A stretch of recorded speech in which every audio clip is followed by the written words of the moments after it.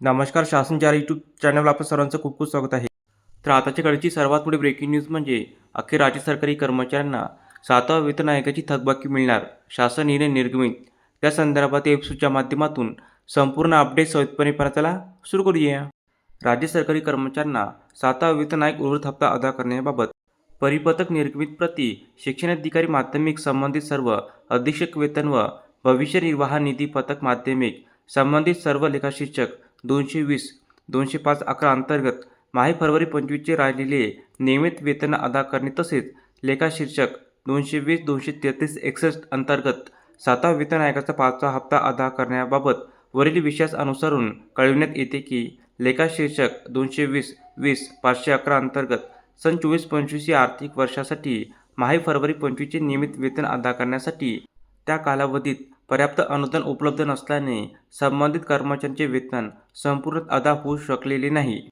याबाबत शासन निर्णय क्रमांक शालेय शिक्षण व क्रीडा विभाग संख्येनं क्रमांक 2415/34/15 अर्थसंकल्प दिनांक 15 जुलै 17 नुसार त्या आर्थिक वर्षातील देयके 31 मार्चपूर्वी अदा न झाल्यास ती देयके चकित समजण्यात येतात.